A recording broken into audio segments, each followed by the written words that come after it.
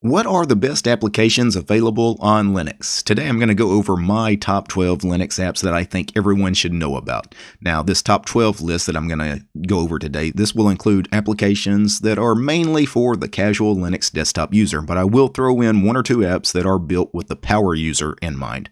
One other thing to note is that my top 12 Linux app list will include only free and open source software. After all, whether many of us realize it or not, the big reason that we left the proprietary closed source operating systems like Windows and Mac OS to come over to Linux is primarily because Linux is free and open source software. Now, I know some of you are going to be confused by that statement. You may say, hey, DT, I left Windows because of privacy concerns or security concerns. Well, those are the effects, but they're not the cause. The reason Windows has such big privacy concerns and security concerns is because it's not free and open source software. That's the reason that it has all of that stuff going on. And I could say the same thing about 90% of the reasons that people switch away from things like Windows and Mac. The reason is actually because it's not free and open source software, whether many of you realize that or not. So my list will only include free and open source applications. So the first of my top 12 Linux apps, in no particular order by the way, is Firefox. Probably the most important desktop application for any desktop computer user is the web browser. The web browser is what you're going to spend 90% plus of your time in. And I think it's very important that that web browser be free and open source software. And the class of free and open source software browsers is Mozilla Firefox. It's been around for like 2 decades now. And there for a while, Mozilla Firefox was actually one of the most popular web browsers on the planet. Its popularity has waned in recent years due to the extreme popularity of proprietary web browsers such as Google Chrome, which now has like more than 80% of the market share. Also, those of you that are running proprietary operating systems like Windows or Mac OS, they have their own proprietary web browsers built in. You know, Windows has Microsoft Edge, and of course it still has Microsoft Internet Explorer around too, and Mac, of course, has Safari. But again, all of those are closed source proprietary pieces of software, kind of like the operating system itself. I told you that all of your problems with Windows and Mac is because it's not free and open source software. The same thing with the web browser. If you're worried about spyware and just people tracking every move you make and things like that, if you're really concerned about privacy especially, you should not ever use a proprietary web browser. You just shouldn't use them. So the great thing about web browsers is there are a ton of free and open source web browsers. I strongly suggest take a look at Mozilla Firefox first, because that one's been around forever. It is a large corporation, Mozilla, and they are heavily invested in the free and open source software movement. For those of you looking for maybe a Chromium-based web browser that's not Google Chrome, one that I like, and it's very concerned about privacy and security, is the Brave web browser. The Brave web browser is based on the Chromium engine, so it's basically Google Chrome, but it's not built by Google, and it's had a lot of the Google stuff ripped out of it. It's not tracking every move you make. As a matter of fact, it blocks a lot of tracking stuff. You can see here in the start screen, 108 trackers and ads blocked. So it actually tells you how many of the evil tracking stuff it has blocked in web pages that you have visited using the Brave browser. Brave is free and open source software, and it is available on desktop. It is also available on mobile, although Brave is not part of my top 12 list. I wanted to throw that out there for those of you that would prefer something that is not Firefox. But I think it's very important, whatever web browser you use, whether it be on Linux, Windows, or Mac, you need to use a free and open source web browser. The next application on my top 12 Linux application list is VLC. VLC is a media player. It is a multimedia player, so it will play all of your audio. It will especially play all of your video. It's mainly designed to be a video player. It will handle all kinds of video formats. You can play DVD, Blu-ray. You know, it comes with all that stuff, and the fact that it supports so many different audio and video formats kind of has made it the de facto multimedia player on Linux for 2 decades now. VLC is one of the most popular free and open source applications on the planet. It's cross-platform. Cross-platform means it's available on Linux. It's also available on Windows and Mac. By the way, Firefox is also cross-platform. That's another thing. Most of the top 12 Linux apps that I'm going to discuss today are actually also available on Windows and Mac.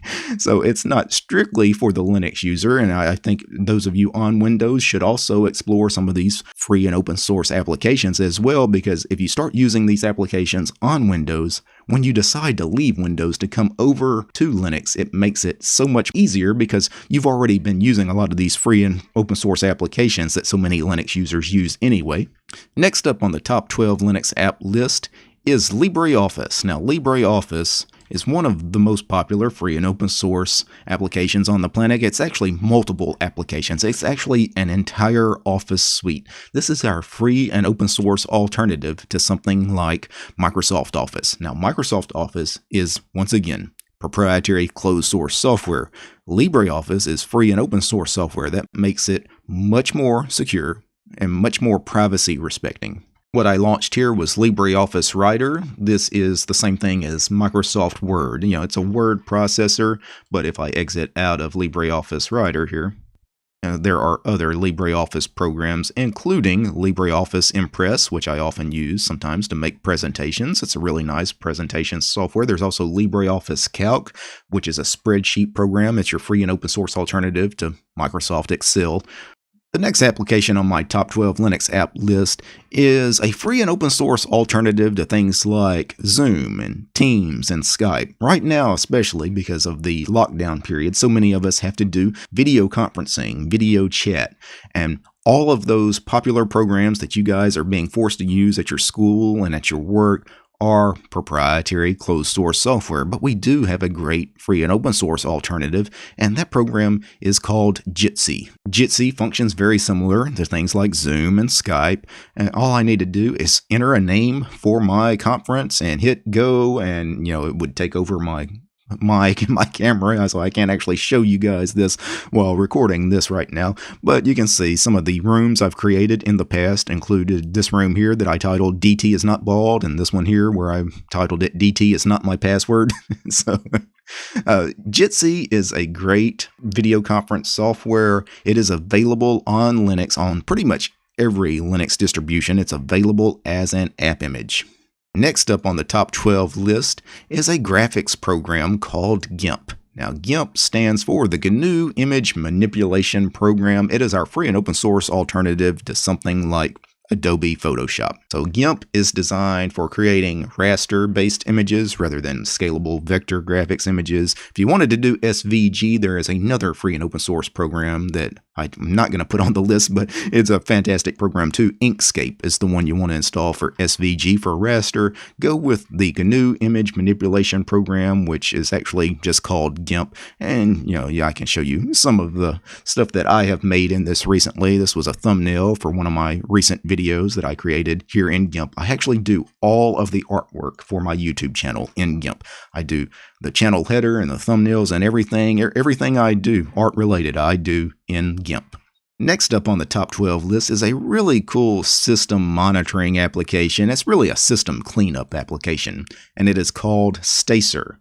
Stacer is an Electron application, but don't let that, fool you into thinking it's some kind of bad application. It has actually got some fantastic functionality. It allows you to clean up your system, clean up orphaned packages, clean up the cache, things like that. It really helps you keep your system tidy. It's got several different categories here in the left-hand column. If I click the rocket icon here, you can see this is my startup applications. These are the applications that are being launched on startup, or I could toggle them on and off if I wanted to. We have the little broom here, and the broom, this is where most of the magic happens. This is where you clean up your package caches, your cache reports, your app logs, your app cache, and your trash bin. Stacer is free and open source software, of course, and it is available on every Linux distro. Once again, Stacer, I believe, is available as an app image. Sticking with system monitoring, now one of the things that I install on every single Linux system, no matter what distribution I run, I install a terminal application called HTOP. So you just launch a terminal, you type the word HTOP, and you get a interactive process viewer here. It tells me all the processes every single program that's running on the system right now. It also gives me system resource information as far as how much RAM and CPU I'm using. I'm using quite a bit of system resources right now because I'm recording. So that's why this is a little high, and I've got a beefy machine here. Now, because this is a terminal application, I know some users, especially casual Linux desktop users, are going to be put off by HTOP. It's a terminal application. It has to be hard. It has to be scary. It's not. Matter of fact, just install HTOP and launch it and just look at it, right? Many times that's all you need to do. You just want to know how much RAM you're using, how much CPU you're using, or, what processes are running. Sometimes you don't even want to do anything interactively in it, but if you wanted to, I could pick a process here inside the list and say this process here, PyCom, which is my compositor, is completely out of control. At the bottom, it tells me the hotkeys, that I will actually do something, and it tells me to kill a process, do F9, the function key F9. So if I did F9 while that was highlighted, I would get another menu come up about killing that particular process, which means, forcing it to stop. If you ever have a process that's out of control, right, something that you just can't kill, load up HTOP and then find that process, F9 it, and sigterm it, and it should go away for you. The next program that I want to talk about is a text editor, because most of your Linux desktop environments are going to come with a plain text editor, but most of them are not very good. And I want to show you guys one that I think is much better than the ones that come with your standard Linux desktop environments, and I'm talking about Notepad QQ. Notepad QQ is a free and open source alternative to Notepad++, which is only available on Microsoft Windows, unfortunately, but Notepad QQ is kind of a clone of Notepad++, and it's really neat because I just opened it up and it remembered everything that I've been working on.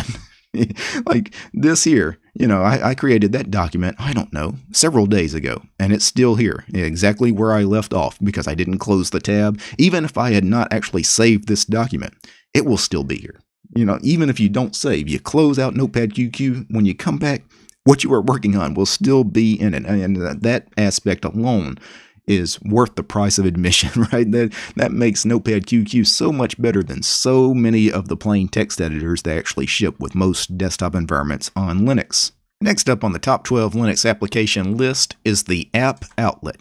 Now, the App Outlet is one of the coolest Linux programs that I didn't know existed until about 2 months ago. I came across this fantastic app store. And the reason the App Outlet, I think, is one of the pieces of software every Linux user should know about is because this app store includes app images, snaps, and Flatpaks. That's all it includes. It includes app images, snaps, and Flatpaks.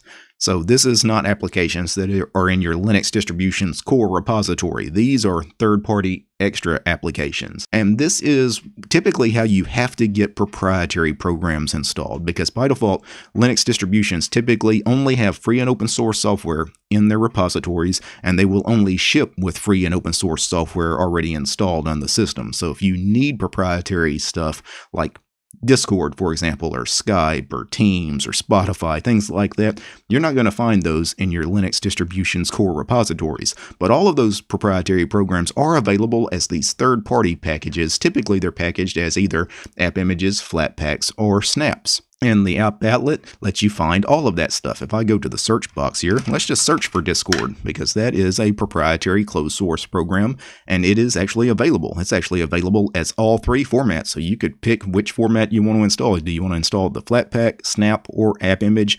For the end user, it really doesn't matter which one you pick. These days, I prefer App Images. I find them a little easier to work with than Snaps, and especially Flatpaks, but pick whichever one you want to use. And I think the App Outlet is a vastly underrated application. As a matter of fact, I don't think most people even know the App Outlet exists, and I'm hoping to spread a little more love for App Outlet than it currently gets. And the next app on my list is going to be the Dead Beef Music Player. Now, some of you are going to wonder why Dead Beef is here when we already talked about VLC. I thought VLC was a multimedia player. It is. You could actually play your music in VLC, but VLC really is a video player. For those of you that want a really simple audio player, Deadbeef is a very lightweight, minimal audio player, but it has really all the functionality you could possibly want. It comes with a ton of plugins, not installed by default, but you can go find them on the web, such as this visualizer plugin. I don't want to get a copyright strike, so I can't actually listen to any of this music. It looks like the last thing I was listening to was some Beethoven symphonies, the 5th and the 7th, and some Bach. Holtz, the Planets. This actually here, the last track, is a piece of Creative Commons music, so I could play this. This is actually the theme song I use. That's the song from Unfettered Freedom, and those of you that are subscribed to the Unfettered Freedom podcast. Now, let me pause that. The name of that song, by the way, is Key to Your Heart. And you can find that in the YouTube audio library. But Deadbeef is just a fantastic music player. I have done videos about Deadbeef as well.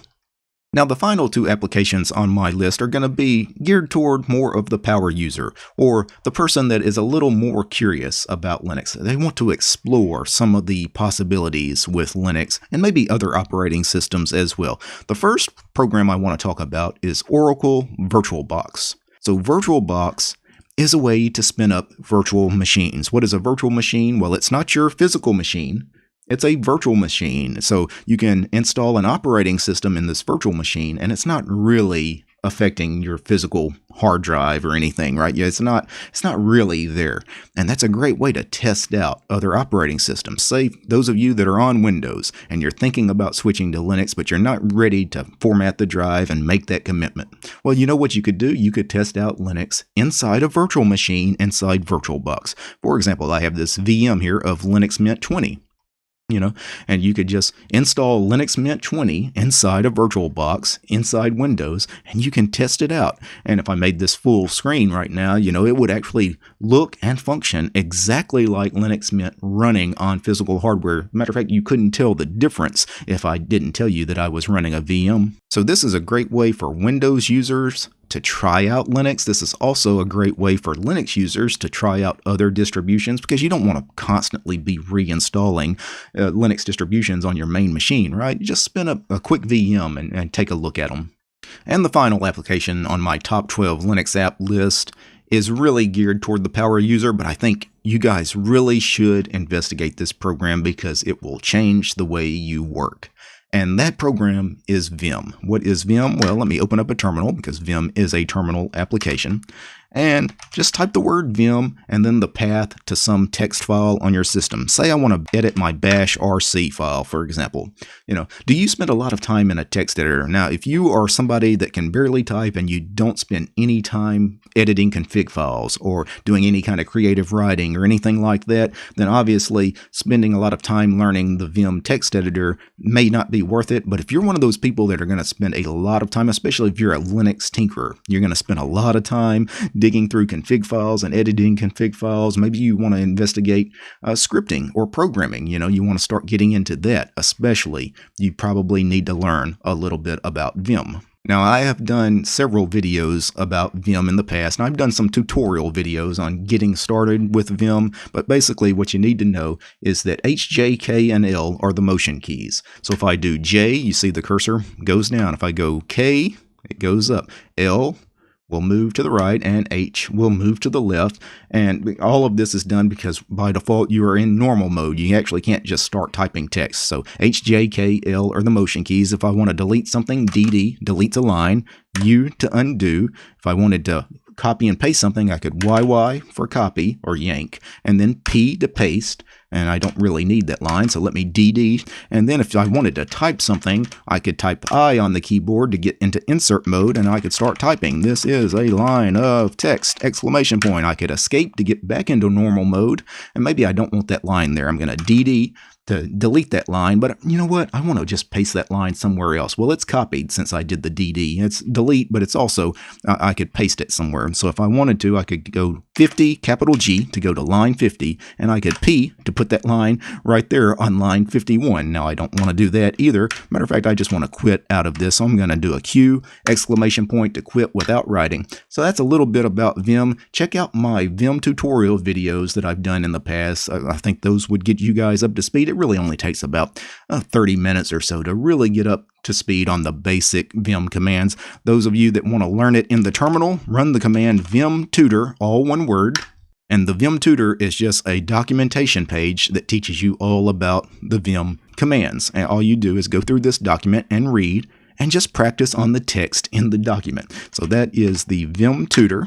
And those are my top 12 Linux applications that everyone should know about. And really, I think all of you guys should probably have these installed. I know, there's no application that's perfect for everybody, but I think that is a great list of 12 applications, especially for the new to Linux user, the person that's just coming to Linux. Maybe they haven't been exposed to all of this free and open source software yet. And that's really what we need to do. We need to start exposing more of these Linux users to free and open source software, the new to Linux user, but also those of you that are on Windows and Mac.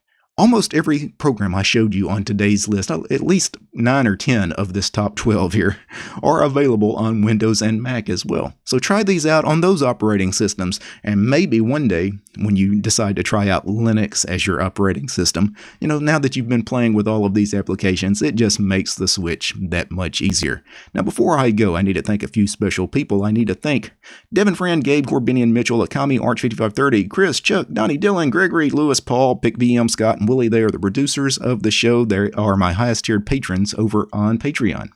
Without each and every one of these ladies and gentlemen, the show also would not have been possible. This very long list of names you're seeing on the screen right now, these are all my supporters over on Patreon, because the DistroTube channel is sponsored by the community. I have no corporate sponsors, so I do ask for your help. Please consider subscribing to DistroTube over on Patreon. All right, guys. Peace. Oh, I forgot to add Emacs to the list.